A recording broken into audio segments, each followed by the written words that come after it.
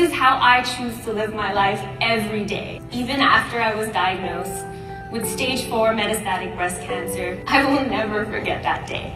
A stubborn cough and shortness of breath brought me to the hospital, where I was then accompanied by my mom, my dad, my boyfriend, and my big brother, and we waited anxiously for hours for my then oncologist to storm into the room and abruptly announce that both my lungs were now filled with cancer. Too many lesions to count, and this time he added, "It's incurable." This time my doctor would look at me and say that there is no finish line.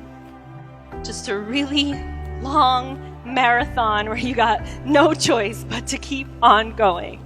I had to wake myself up and talk to myself and be like, Nalie, okay, what can I do to take back the year and make it my best year yet? We may not have the power to control what happens to us, but we have all the power in the world to control how we react to it.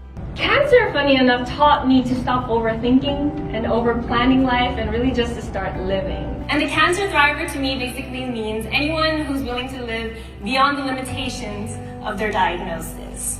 So who chooses faith and gratitude over fear and lives their best life to the absolute fullest. We are the ones who decide what we give power to. You can decide in life to focus on the beauty, or you can focus on the bullshit.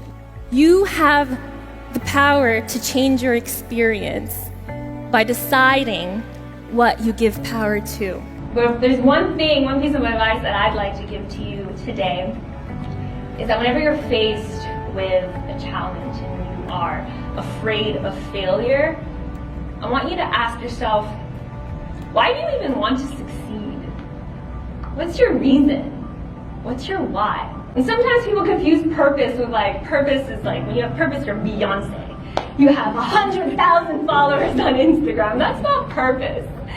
Purpose can be as simple as spreading love and light. And that's how I like to see my purpose, is being that person that can make you smile when you're feeling like times are tough, that reminds you that you are not alone in your struggles. That's my purpose. Never hide your imperfections, because that's what makes you beautiful. Never hide your weaknesses, because that's what makes you strong. Never hide who you are, because there is no one in the world like you. And someone out there needs you, the real you. We all have the power to make a difference in our own special way. You see, I'm not a doctor or a surgeon or a researcher or a scientist or a nurse.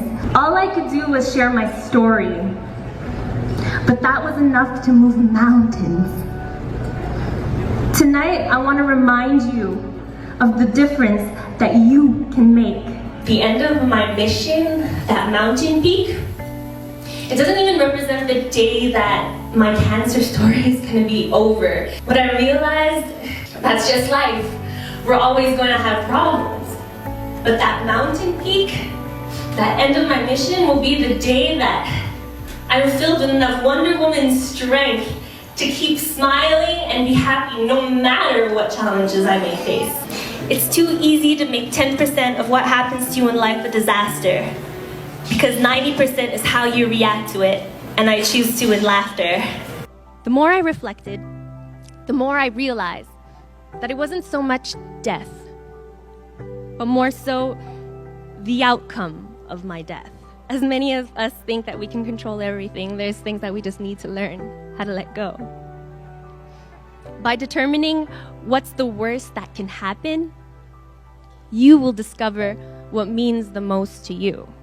So should God decide to take me tomorrow, I know that my blog will keep me alive. I know that it will continue to serve. And because of that, I know that no matter what happens, the look on my Father's face won't be that of pain, but of pride.